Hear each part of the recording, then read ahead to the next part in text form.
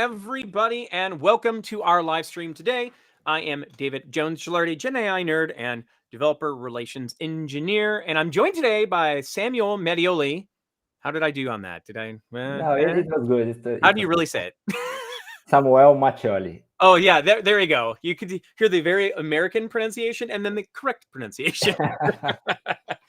All right, well, hello everybody, and welcome to our Improve RAG Accuracy with Agentic RAG and Astra DB stream today. Why don't we go ahead? I'm just doing one little thing here, waiting for the live stream to show up here so we have all of our questions. Now, just a bit of housekeeping before Samuel gets into our content. Oh, that's what I'm looking for. There we go. All right, so just a bit of housekeeping before we get started. So here in the system, what we ask you to do is, if you have a question, please ask it. You'll see that there's a little Q&A widget, usually on your toolbar or off to the side or something like that. Use the Q&A. It allows us to do a couple things. One, others can vote on that, and it helps us see if there are questions that we need to answer a little bit more quickly. And then the other part is allows me to overlay those so everybody can see the questions as well. So you might see me sometimes in the chat. If you ask a question, I might kind of politely move you over to the Q&A. Otherwise, feel free to have whatever conversation you want in the chat. All right, so with that, and that's my housekeeping. Samuel, what you got to show us today, man? Hi, David. Well, today we will talk a little bit about Agentic RAG and the things that we are doing with a daily stacks with Astra, and to enable our users and customers to deliver more production-ready applications, I would say. So with more advanced techniques. So excited to show this content today. Awesome.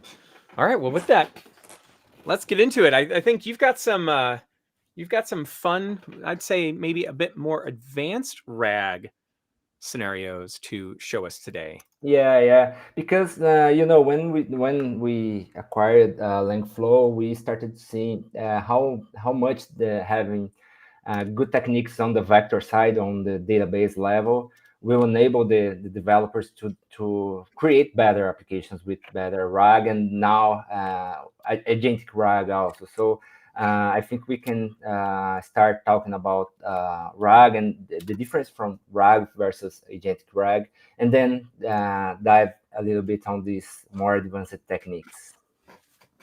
Okay, let me share my screen, and then we go please.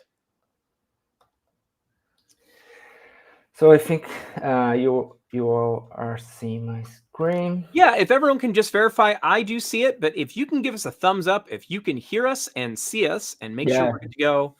There we go. I'm seeing some thumbs up already. Excellent. Thank you for doing that. Okay. Okay, so first to start talking a little bit about the importance of agentic RAG. So when we started these Gen AI applications, we started developing that. We have like a simple way to do RAG, which some people say it's a naive RAG implementation. So I'm just creating a basic flow here.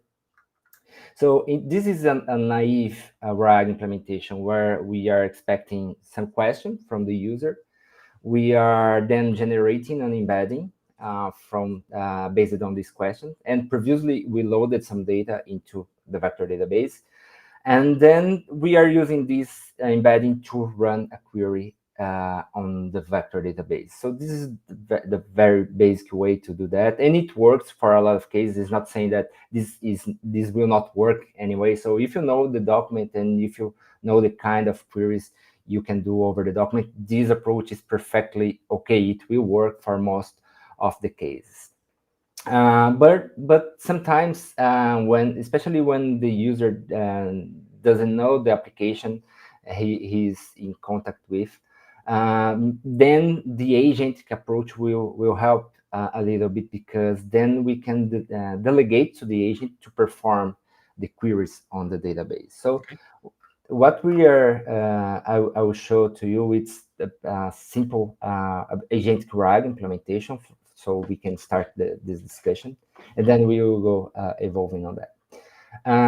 The first case that we will show, it's, let me show on Astra. I have this job listing. Let me close this in a little bit more zoom.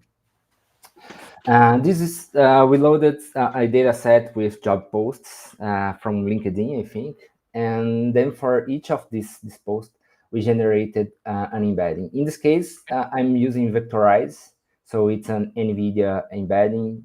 If you don't know Vectorize, just showing very quickly, when you create a collection on Astra, you can define, of course, if this is a vectorized, if this collection has vectors and embeddings, right?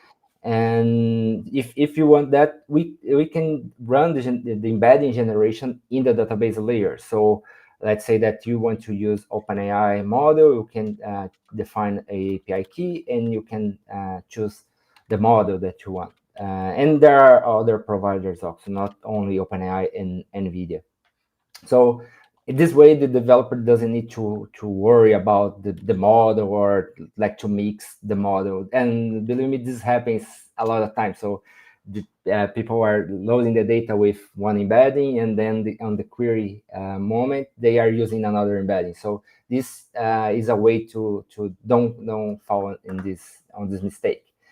So in this case, I created this collection job listings. I loaded, and I'm using the NVIDIA embeddings and Vectorize to generate. When I'm using the Vectorize, you will see that the content, the text is loaded in this Vectorize attribute of the collection. And also we can have some metadata. We will talk more about metadata in the next example. So the idea with Agentic RAG is that I have this collection and I want to run some queries on this collection of documents. And this is a basic Langflow flow. Basically, what I did here is chat input, chat output, and then I have an agent component only with GPT-4o Mini. And I'm using here the Astra DB2 component.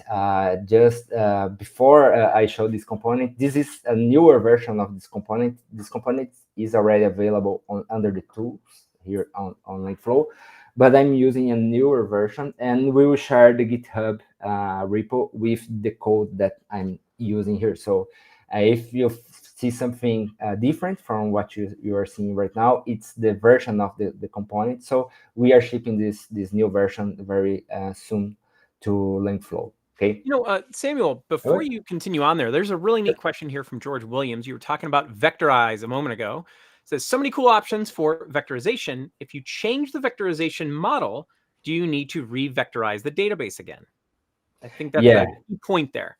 Yeah, exactly that. So a little bit about vector. So each model will generate a numeric representation of the content. The idea is to try to represent the semantics of the content in a numerical way, so the computers can solve. So the computers doesn't understand the text. Computers understand numbers, and then with a numeric representation, which are the embeddings, then the computers can find things that are similar, they are closer, they are distant, and not all of these things that we can do with numbers. So if you are changing the model, the numerical representation will be completely different. It'll be different, right? Yeah. You cannot use this different embedding models on the loading and on the query side. And also, if you want to change the model, you have to generate all the embeddings again. Yeah, so the answer is yes, right? Yes. Yeah. Change it, yes. Now, to be clear, that is on the vectorization step, right? That is when you're ingesting the data for the vectorization. Down the line, I think what Samuel is showing here, like when you're talking, once you've gotten that data from your vector store, and then you're sending that data to an agent or an LLM, you can switch out those you can change those LLMs or the agent LLMs, but it's that vectorization step that's key. Exactly. So in this case, I'm using a collection that the embedding model is an NVIDIA, and the agent is running an OpenAI model. So these are different steps: the vector search and the semantic search, and the generation, the moment where we ask an agent or LLM to generate something or do something for us. Okay. So here we have this Astra DB2 component. The idea of this component, we have other ways to do that. I'm just using that to show a different way. So you can bring like the vector star Astra DB and activate the tool mode. This is a way to do this, to create a tool for the agent.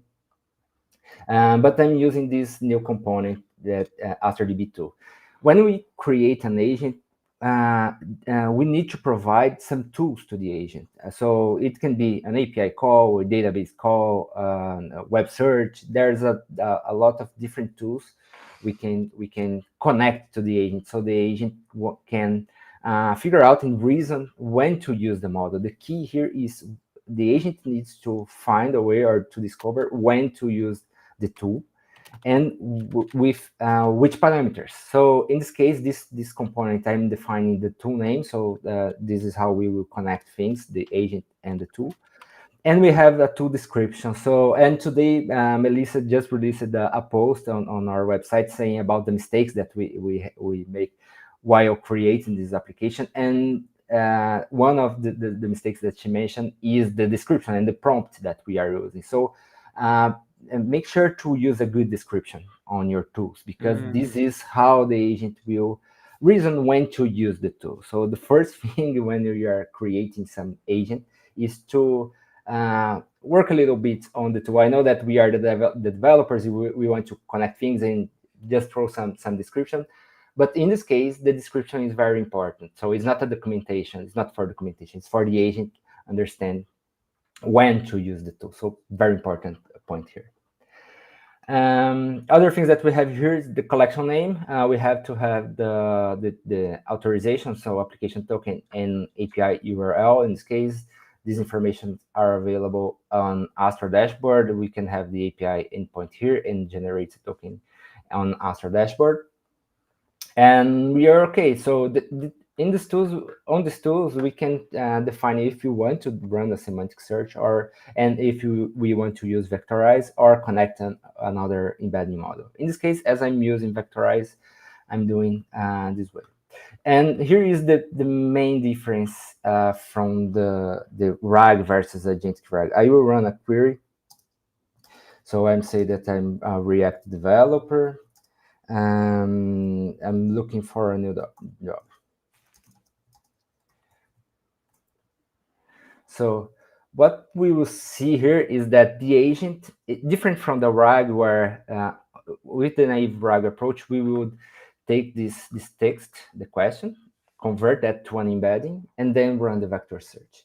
Yeah. With an agentic RAG, the idea is a little bit different. So the agent will define the query.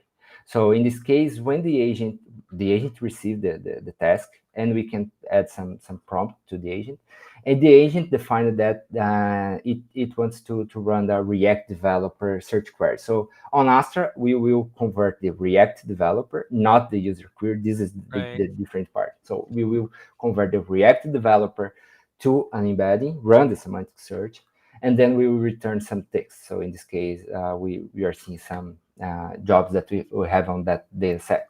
And then the agent will finish the task, like summarizing the information and showing some posts that we have on that database. This is very interesting because we can do like some more advanced things. So let's say that how are the salaries from New York compared to California? So before I run that, think on what a naive RAG application would do. It would try to convert all of that in only one embedding, and the results will not be relevant. Right, because you get comparisons, semantically and stuff like that, right? So even words like in, things like that technically get compared. Yeah, vector embeddings are compared, which isn't really useful.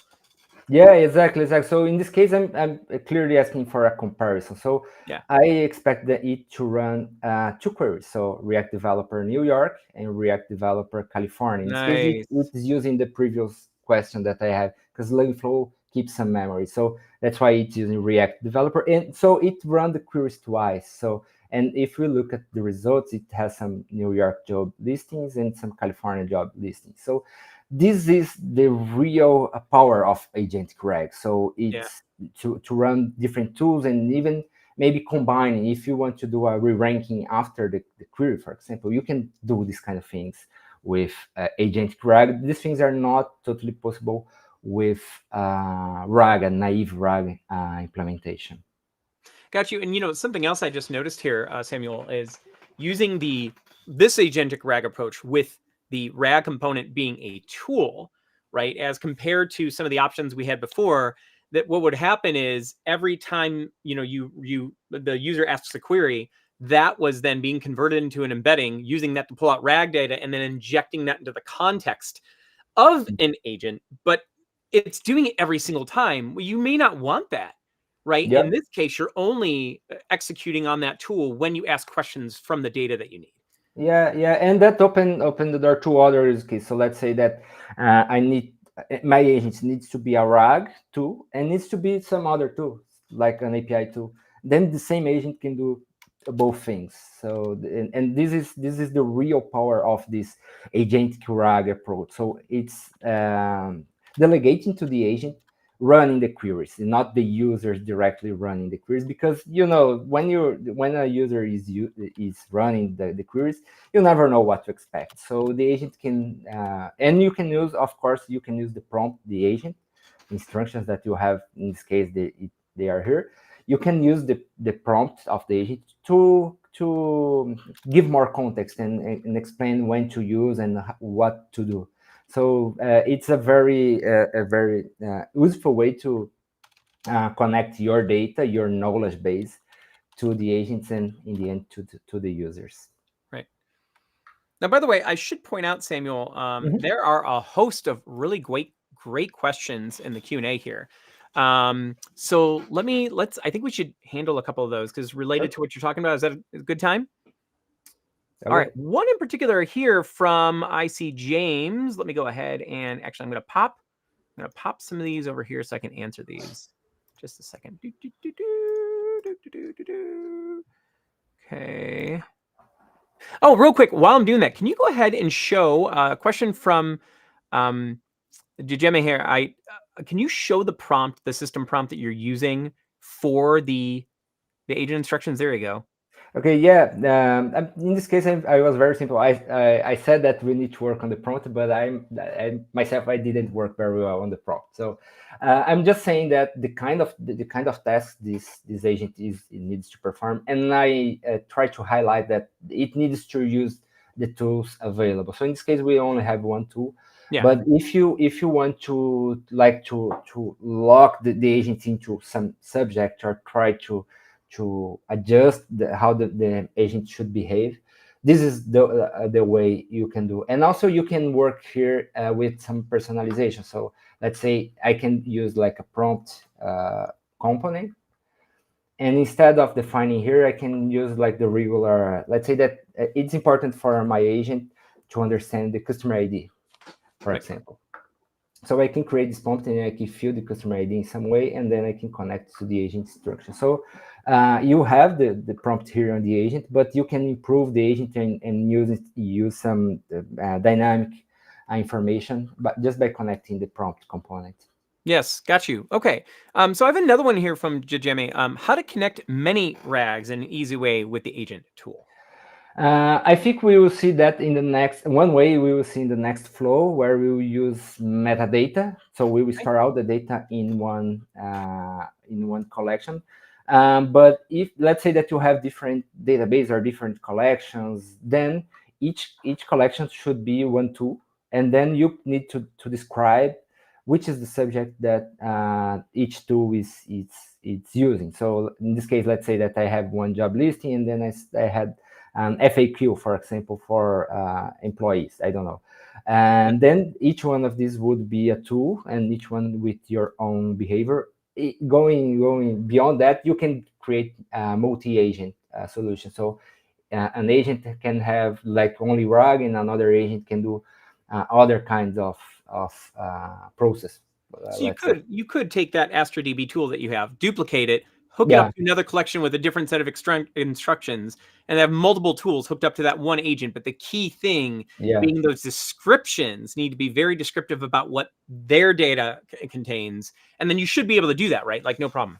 Yeah, sure. You can have as many tools as you want. You just have to work on the description, because again, this is how the agent understands when to use the tool, and this is the key here. When the agent we will use the tool. Depends totally on the description of the tools. Got you. All right, I've got another one here from James. If I have multiple PDF files that are all similar grouping, but different topics, what is the best way to vectorize and access them to make sure I keep the different topics distinct? Now, I have some thoughts in this, but I want to see what you think first, Samuel. Yeah, no, I think that the next example we will do something for that. So let me go there. Are you going to handle that one in the next? Are you doing some metadata stuff? Yeah. Okay. Funny enough to that, I think there might be a couple others that'll go into the next one. So while you're doing that, let me go ahead and answer something here from Karuna. Okay. Which model and embedding is best for querying data on PDF files? My answer on this is it depends, right? It also depends on how you are parsing the data from the PDF. Are you just taking the whole raw output from the PDF and trying to manage that? Or, are you using something like there are multiple providers out there to do something like this, like unstructured? IO is one of them, where it'll allow you to choose out like just the meat of certain pieces of content and things, because like your data hygiene does matter. If you just throw everything, all of the data in, and then you expect the LLMs or the agent to do a very good job of trying to parse through that, well, you're going to waste some tokens. You may not get all that results you want. So I would be very selective in the types of things that you're pulling out. But as far as like the model, right, I think it depends. There are some models that are faster. They may not be as good at maybe the contextual and semantic comparisons. It takes a little experimentation. I honestly, though, like, I don't know about you, Samuel, but most of the models that I have used, whether it's OpenAI or NVIDIA, all of them work well enough. If I have clean data and such, they all seem to work well enough. Do you have anything to add there? Yeah, I think the embedding, the models are changing every day. So every day you have a new embedding model or LLM model. So I would not worry too much about the embedding model and more about the chunking. So choose and balance the best chunking strategies for your documents is more important than the embedding. Not that the embedding model is not important, but you have more quality working on the chunking size and chunking strategies, semantic chunking, these kind of things, than using a better model or a newer model, I would say. Got you. Okay, let's move on. Okay, so let's then focus on like I have different documents, and then how can I use these different documents from different categories or topics on one Agentic RAG application. So weeks before, we released the video on the Langflow channel where I presented this loop component. So this is a way so that you can like interact multiple times with an LLM or do some other things using the loop. So I will not go through the loop component here because I think the video, if you are curious, take a look at the video. But the important thing here is that in this case, I have another job posted from the Y Combinator. Let me show you the data, then it will be clear. So we have this collection here, YC listing, and in this case, I'm again using the vectorize with text embedding 3 small. And I have some descriptions. In this case, it's not. So we have the text of the job post, and then I'm using this loop component to extract some metadata from the content. So for each of the rows that I have in the source file, in this case, I'm using a CSV file. I'm sending I'm sending each row, like generating a prompt with this information. And then I'm asking the model with this structured output component to use the text and generate a structured format based on this text. So this component is connected to an LLM. I'm using GPT-4o Mini here. And the interesting things here, and this connects to the question, is that you can use this output schema to ask to the model to categorize the content. So in this case, I'm asking, oh, please generate the languages, one array of languages in lowercase. This is important because this way I'm creating a standard way to do to deal with the content. So I'm asking to return the languages. And you can do other things. So like in this example, on the text, I'm asking it to replace all the abbreviations with the full term. So depending on your content, and then this is again directly connected with your documents, you can ask the model to improve the text a little bit. So remove abbreviations, like replacing possessive adjectives, these kind of things. You can use this prompt to ask the model to do some treatment or cleaning on the text. With that, I loaded all this data. So just to show you how is this working. So I have one post, this go grandparent, and then we have the language. So the model extracted this information from the content. So this is not declared anywhere. The model understood that these are the languages that are relevant to this component. So now I have the data loaded on Astra, on my vector database. And in the end, I started on the collection. After that, we can do like almost the same flow that we saw before. The difference here is that I'm using the metadata filter. So again, we have the tool name, the tool description, the collection, and the tokens, but we have also these two parameters configuration. The idea here is that we can combine the semantic query with, in this case, filtering the language. So in the case that was asked, you can filter based on category, for example. And I'm using the in operator. So if I mention more than one language, the document, the LLM will try to ask that from Astra.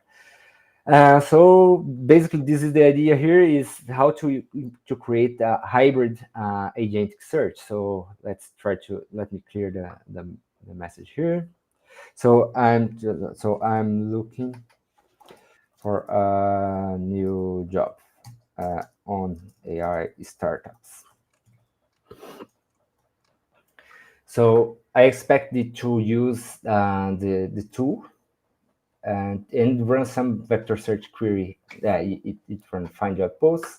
And if you see the text, it understood that what's relevant in this case, it's the AI startup. So this is what the model understood. So, but let's say that I'm a React developer and want to work on AI startup. So now it is running, and then it is combining the languages that I mentioned in lowercase, because I defined that on the prompt. So it understood that, okay, this guy is a React developer, and the search query is still the AI startup. So this way we are using the agent to define the query, combining semantic search and hybrid search. That's cool. Yeah, basically what we are asking the model to do, the agent to do here, is that I can run here AI startup, and I can say here that metadata languages contains React, for example. It's basically the same thing. Where is the button here? No, you got to scroll over. Yeah, no, it's the zoom, I think. Yeah. There you go. I applied too much zoom. Too much zoom. Yeah. So basically, this is we are transforming the agent on a vector search and hybrid search query, in fact, because we are combining a vector search that's generated based on AI startup, and we are filtering on metadata. You can do these and other things. You can specify different operators with this tool. And again, this component is not yet released.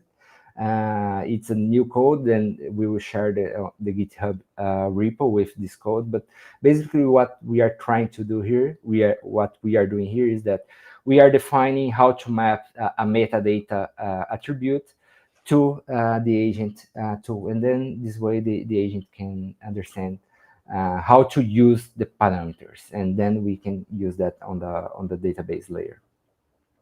Awesome. So in a way, in a sense, that new addition, right, of being able to add in this hybrid capability is almost like text to SQL, right, Yeah, capabilities, but more for an unstructured database, or something like that. Like, yeah. So if you have some JSON data that we have on these collections, you can use that. You just have to define to the model how to use, how to fill. Because let's say that I'm not specifying here lowercase. I just say right. languages.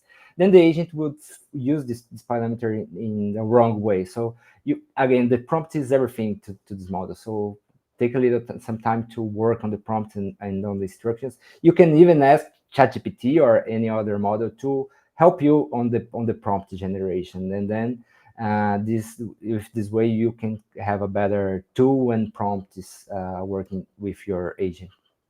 Got you. Awesome. All right. I have a set of really great questions here that are in the Q&A. I figured, is this a good point before we go to the next flow to maybe tackle some of these? Okay, that's good. Cool. All right. So one that is super easy here from Ranjan: are Langflow agents capable of streaming responses in chunks? Yes, you can stream out the output, and they'll come as like event. You get like an event stream, and you'll see each of those individual pieces. So Yeah. yes, that option's there. Let me pull that one down. Let's see. There was yes, this one from David. In Agentic RAG, we rely on LLMs at several points, which increases the risk of hallucinated content transmission along the chain of agents. How can we mitigate the cascade risk of hallucinated content along the agent chain? That's a great question, by the way. Yeah. Well, usually what companies are doing is trying to implement some kind of ground truth data set, so you can prevent this from being propagated between the agents. So once you have your documents, you may generate one ground truth data set, so you Yeah. can validate the answers that were generated. This is a way to avoid propagating these hallucinations. Yeah. Another approach that I've used, I'm gonna state out and admit that it's a bit ham-handed, is I literally tell my agents, do not hallucinate content, only use the source data. Yeah. Right. Because now, mind you, in doing that, in a sense, you are removing some of their creativity. Right. Yeah. So another thing is to set the temperature, right? If you want to ensure that your agents aren't really hallucinating, you can set the temperature lower, right? And not go too crazy with that. If you have like a temperature of some models at like 0.75 or something, expect it to be creative. That's what you're telling it you want, right? But I will actually flat out tell them in the system prompt if it applies. Some things I want them to have that creativity. I want them to do that. But if I'm working like with data and I want to make sure it's not hallucinating data, that's one other thing. You kind of mentioned it earlier, Samuel. And I don't remember if you're going to get into it here, but one thing I've also found is that metadata can be super, super useful in this way, where if I structure the data that's coming out, like if I tell it, hey, when you're getting data, I want you to put it in this format, and I structure it, that the Yeah. LLMs do a much better job of being able to parse that data and such. So there are some, like, I guess, tricks or things you can use sometimes to try to keep the LLMs on track. Yeah, it's again all about the data. So if you have Yeah. data clean, and if you can filter the data, so let's say that you have different categories or topics. If you can like filter the topics that you want to run your vector search, this will return you better content, and then the risk of hallucination is it's less than it should be. So there are multiple ways to do that, but every time you will see that you have to implement more and more system prompts and these guardrails around your agent. Yeah. So this is a tricky thing that we are facing right now. Yes, absolutely. There's one. This is going to be a nice softball for you, and I'm trying to find it where to go. Oh, will this from Steve Martin? Will this flow be available to review from the GitHub after this demo? Yeah, sure. I will publish it into in the GitHub repo. Sure. Yeah. Okay. I figured that was the case, but I want to make sure from the source here. And then let's go ahead and do one more, because you have another flow that you want to get into, right? Okay. Great. Yeah. Let's see. Yeah, from Neil here. Can you choose to send an entire document to the LLM? Obviously, the cost is higher, but a workaround when RAG isn't picking all the necessary info. Yeah, you can do that, but it will be expensive depending on your document. So one of the coolest things about RAG and Agentic RAG is that you can save a lot of tokens. Yes. On your case, and also to deliver only the relevant content. So of course you can send all the document, but that may be expensive, and then you are sending much more noise to the LLM. So you are sending much more non-relevant information to the agent than the relevant information. So the idea with RAG is to find the relevant data and text to send to the model. So this is a way to, one, avoid hallucinations and save some tokens. Yeah, and to add to that, even, and I know we hear it all the time, right? And I've even said, I've even feel the questions at like conferences and stuff, and people are saying like, oh, isn't RAG dead? The token, the context windows are essentially infinite now. Even if that were the case, right? It's still wasteful in a lot of ways, unless you really want the LLM to parse the whole document or whatever the document is, at a book, what kind of material you're talking about. The more and more and more data that you add into that context, well, that's the more processing, that's more tokens that you're eating up. It's more work the LLM has to do to figure out what it is you're trying to ask it to do. Mm-hmm. That is where, even if context windows were in fact infinite and you could send everything you wanted, I still think it would be a waste, right? Because databases are built to retrieve data very efficiently and a lot more cheaply than you can like have an LLM parse it.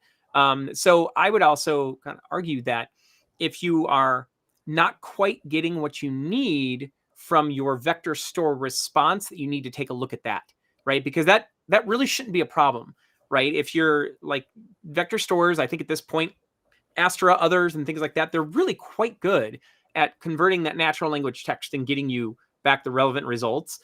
If that's not getting you what you need, you might want to take a look at that part first, right? Because it's always going to be more efficient to use the vector store to send data to the LLM, right? So, yeah. Okay, so let's see another flow. So when we are talking about Agentic RAG, and RAG, in fact, everybody's looking to vector search. So how can I find some relevant content on a text or on documents or whatever?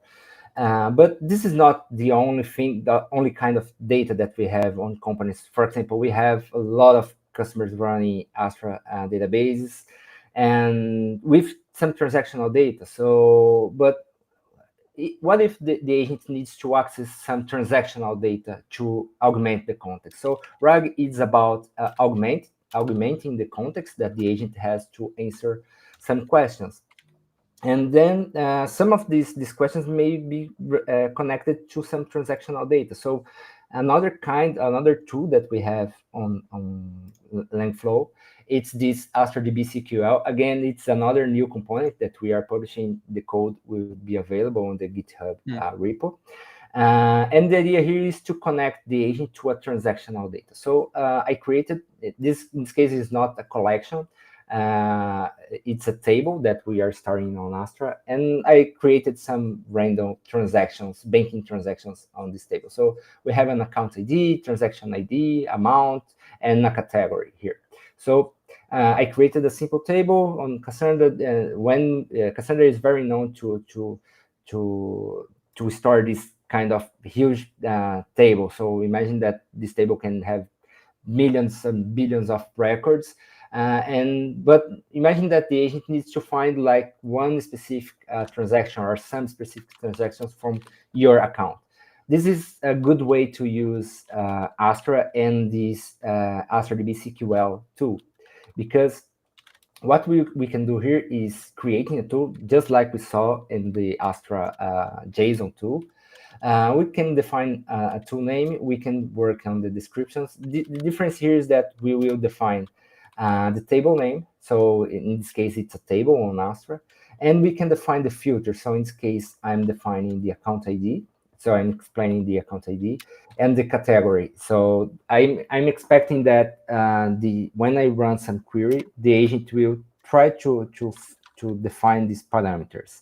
So to the agent that can be able to define the account ID. In this case, I just defined directly in the prompt, so you can connect that to the agent or run some another tool to get the account ID. In this case, just for simplicity, I'm putting directly in the prompt, and I'm saying that the categories that I have available on my database are these: cash, charity, and others. So when I'm asking the model, in this case, let me do like this. So how much did I spend on travel? So travel, it's a category that we have, and I know because it's on my prompt that which is my account ID. So I can run this flow, and it is running the agent query with account ID, the account ID that's available on the prompt, and the category because it's also available on the prompt, and it understood the travel here.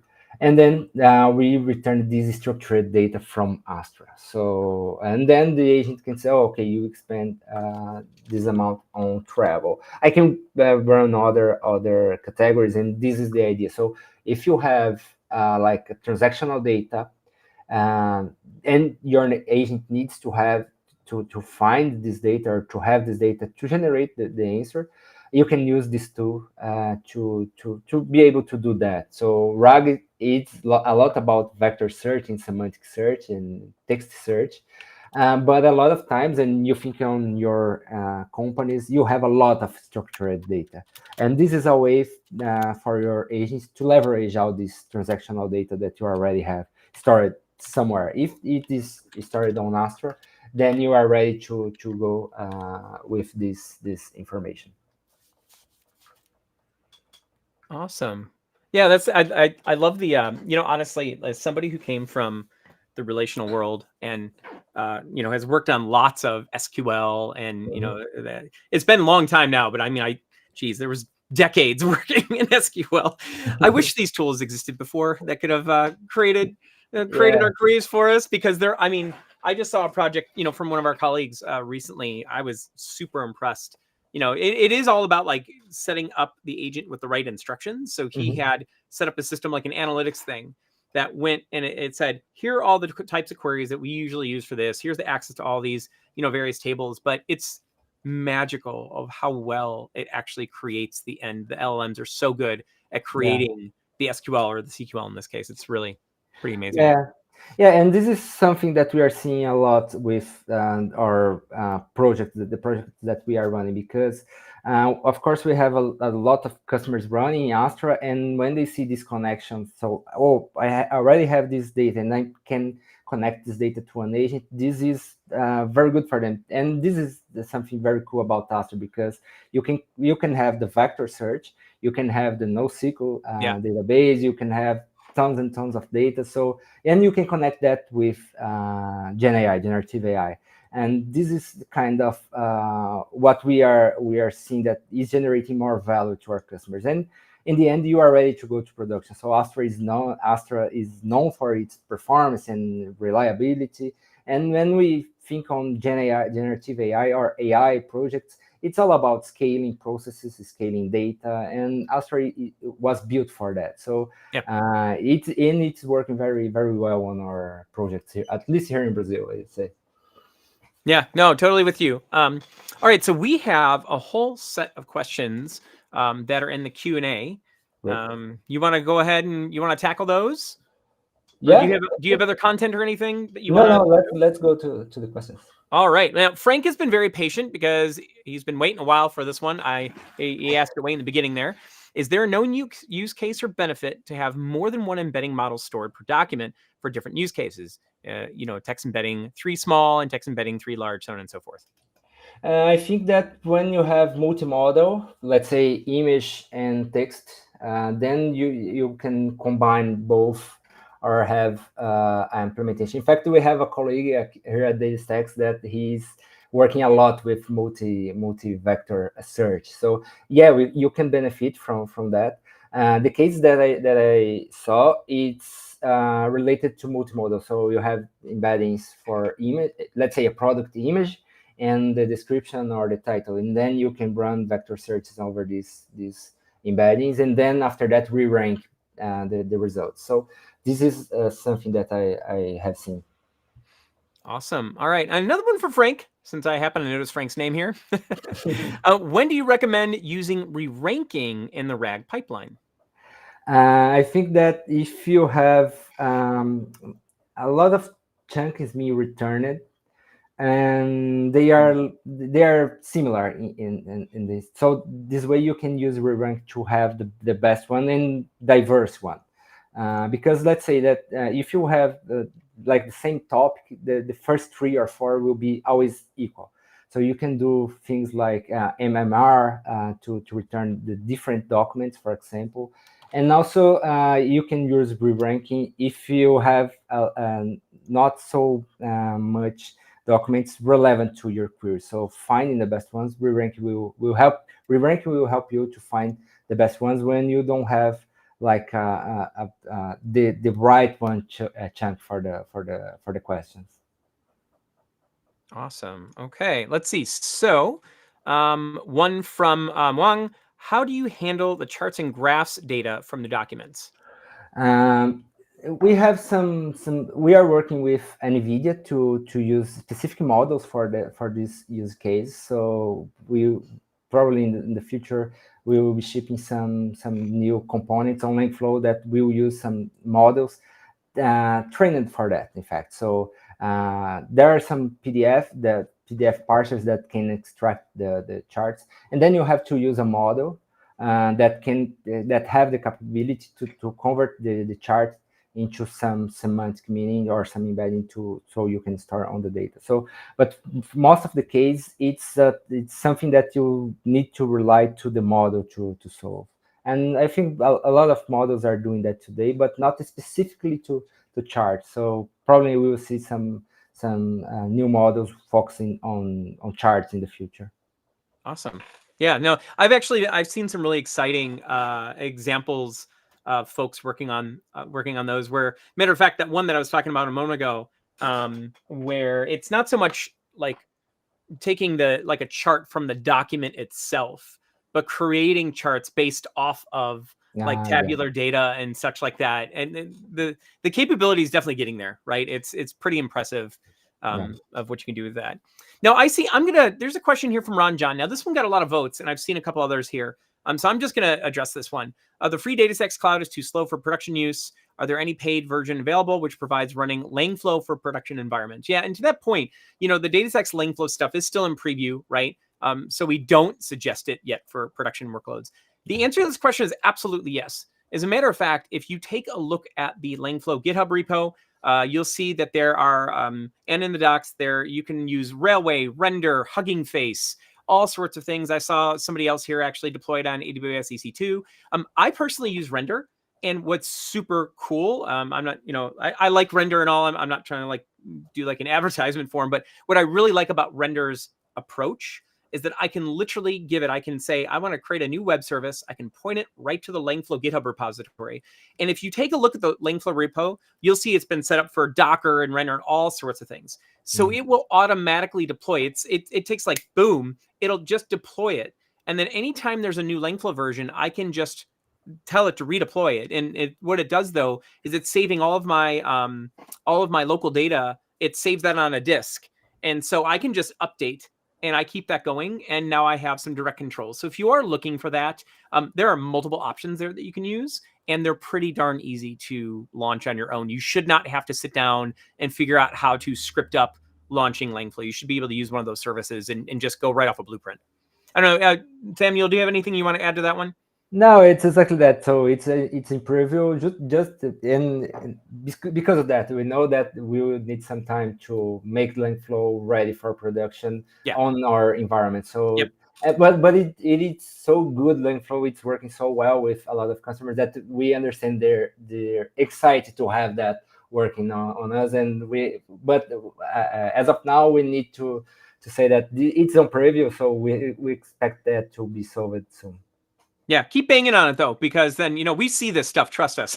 and those are it's all being addressed from that standpoint. Like that's how it's going to go from preview to not being preview, right? Is that stuff needs to be addressed for sure.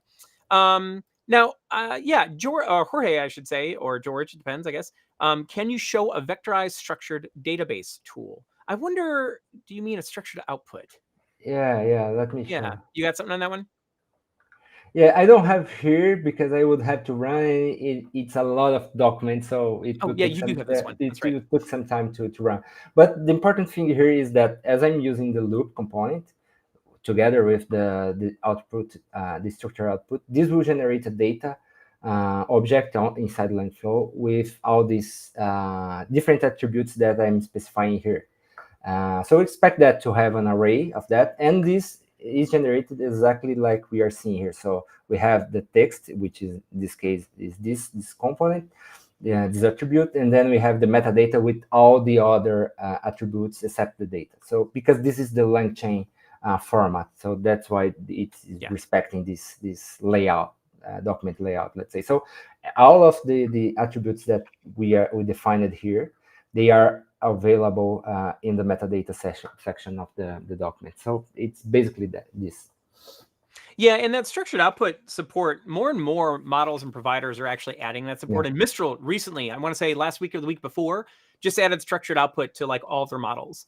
And Samuel and I were talking, and I know like I was using OpenAI for my structured output before, but then I had experimented with CodeStroll from Mistral, and it ended up being very fast and very accurate. Like, so I ended up using that a lot. I find, by the way, that component right there that Samuel has up, the structured output component, is wonderful when you're doing application development and you're doing more than like a chatbot, to use that to ensure that you get nice, consistent payloads. That's a whole different session, but this component is very useful for a lot of use cases. In this case, I'm using that to improve the chunkings that I have. In this case, the chunks are well defined because each post is a chunk. But maybe you can use for other use cases. For example, I'm using in another case here in Brazil, where we need to extract like the name of some components and products to categorize the chunks, for example. So this is a cool use of this structural output component. Yeah. Now I've got one here from Powell that I'll take a crack at here in the beginning. What about evaluating your agent? For example, you're going to update your LLM model at some point. Are there any tools to store scenarios and automate your tests? Yes. As a matter of fact, very recently, I want to say just maybe a couple months ago, LangChain, they released the ability to do evals with PyTest and Langsmith. And that sounds like a mouthful. It's actually not that hard to get set up. I'm working with it right now, funny enough, on an app that I'm building. And it does allow you to do exactly that. So it will, what's super cool about it is then as you iterate, as like, let's say you set up some experiments, you have some data sets, and essentially you're going to set your tests up with those. And then let's say you want to experiment with different models. Well, you do some runs with your first model, then you switch the model and do runs with the second model, and it gives this beautiful output, nice comparison and stuff. So that's one of them. I know there are multiple tools that you can do that with. Samuel, do you have anything you want to add to that one? No, I think this we will have some NVIDIA components to also help with that. But cool. I think this approach with defining tests. So you have to define tests and run the tests. There is no magic with that. Got you. Another one for Jajeme is there a component to do vector embeddings, upload, and search with Vertex AI and using vector searching? I think so. Let's take a look on. Yeah, I haven't experimented with that one myself. Yeah, me too. But I think we have here. I think we can have something here. Which was the model? Sorry. Vertex AI. Vertex AI. Yeah, I think we have. Oh, there it is. Yeah. Vertex AI. Okay. Yeah. We have, and I think I never used this embedding, but you have the component, and the cool thing about Langflow is I don't have that. Then you can just use your code and create some Python implementation. For example, here in Brazil, we have one custom model in Portuguese called Maritaca. I think that means. Oh, I saw that show up. I was wondering what that was. Okay. Yeah, and I wanted to test that, and then I just created these components. I took some, I don't know, Mistral component, and then I changed some things here, and then I was using this LangChain community chat Maritalk, and then it was ready for me to use this different model. So every time you have something that oh, I don't have this model, or I need to adjust something, just take a look at some component that is doing kind of the same thing. Try to and check if you can just adapt the component to do whatever you need. So Malitalk, it was the situation. It was a model developed, trained in Portuguese from Brazil, and then we created this to be able to use on some demos. And for those of us who are a bit more lazy, I've actually found, whether I'm using ChatGPT 4.0, Claude 3.5, Sonnet, things like DeepSeek, I've done it with. You can take the custom component that is there in their lower left. It has template code. You can literally grab the code from this, then go to the API of whatever model provider you're looking for, if it's not already supported, and tell any one of them, be like, I want you to use this template, take this API and implement it here. And it almost always one-shots it. Like I create components like that all the time, and it's sickeningly easy. Now, I'm not going to say it's perfect, right? But when you give it a template like that, it's actually, they're all quite good. So to your point, right? You know, if you want to do it the lazy way, then no, but it's a good way to do that. Also. It is the way now, right? You know? Yeah. This is the way. All right, so we have some more in here. Yeah, James has actually been waiting for this one for a while.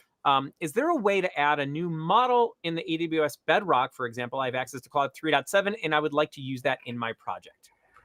Yeah, basically you have to edit the code Bedrock. Let's see. It does depend on the model provider API for one. Yeah, sure.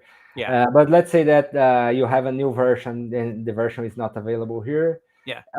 You can edit the code, and probably there is some array somewhere here, and then you can just change the array. I don't know where it is in this case. Yeah, it depends. It depends on the. Yeah, it depends on the component. But probably you have some array, or in this case, maybe it's loading dynamically. I don't know. But basically, what you have to do is to change the model ID. If you don't find, just go here and change the model ID, for example. That would work. Yeah, you can try that. Yeah, because I've definitely noticed that some of the provider APIs, some of them are nice and dynamic, right? Like they'll automatically update, and then that way we're just calling that API. Right, and then it populates the second they've made that model available through the API. So it depends. Okay, let's see. So Raul here has, is it possible in a RAG system to assign more weight to technical terms, such as error codes, and combine literal search with semantic search for improved retrieval accuracy? I would say that we don't have this weight today on Astra. I know we have something on reranking that may help with attributing weight to some parts of the queries. But if you know that you are looking for one specific error code, you can filter like with the metadata. For example, it's a 100% use attribute weight. It's a way to do that. I think reranking can also help you with that, and BM25 and other reranking algorithms probably. Okay, yeah. Now I know we've got just 1 minute left here, and I see. We'll go for a nice chunky one here. Hector has, how is the similarity computed? I've tested computing the difference between my query vectors and the vectors from the documents retrieved using different formulas, and they never match with the metrics returned from the database API. That's, funny enough, you can control, I don't know if it's different in your component, Samuel, but I know in the regular Astra DB component, you can actually control the similarity parameters, right? And so you should be able to get the same exact output, actually. There you go. He's going. Score threshold. Yeah, you can filter with score threshold, and then you can define something here. The point is that some database return something between 0 and 1. Some you use -1 and 1. So depend on the scale that your database is using, and so that. But in the case of Astra, we know that the similarity is calculated on the database layer. So you should expect the same similarity. Exactly. All righty. Awesome. Well, thank you, Samuel. I mean, we are at time. Lots of wonderful questions today. Now, yeah, it was hard, man. Yeah, right. So I tried my best to make sure we got through all of them. There are a couple here that are left. Here's what's super cool about this system that we use for doing these streams, SQL.io, is that we can go in, we'll answer them in the Q&A, and then afterward you can go back to the same link, right? You'll get a follow-up email, you can go back to the same link, and then we can answer those out, and you can always go there and reference them, right? So like I said, we try our best to get through all the questions, but you're all so interactive with all these questions, right? But no, seriously, thank you, everybody. Samuel, any last parting words before we sign off? Oh no, it's always nice to talk to developers and people that are in fact running and developing this application, so we can understand what people are facing while using generative AI, Langflow or Astra. So it was fun to be here. Thank you. Awesome. Well, thank you, everybody. Thank you for your attention, and thank you, Samuel, for bringing some